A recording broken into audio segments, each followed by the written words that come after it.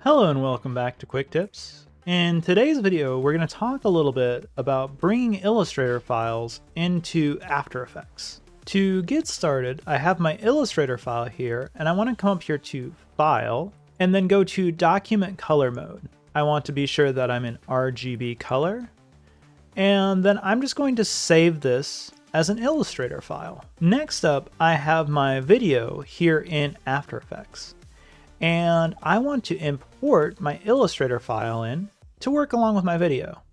I want it to appear up here in the corner. To do so, I'm going to go to File, Import, File. The shortcut on that is Control-I or Command-I if you're on a Mac.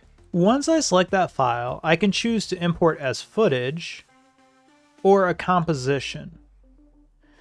Footage will let me choose layers. If I go to composition, it will import the entire piece. That's what I need for my logo, so I'm going to say OK. Here we can see that there is now a driftwood for video file, and I'm going to drag that down into my timeline. Our logo is too large, but I'm going to use Control- to shrink it down.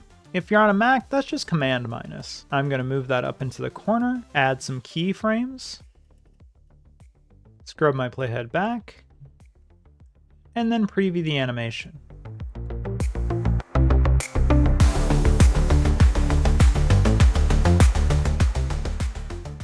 You can see it's pretty quick and easy to add Illustrator files right into After Effects.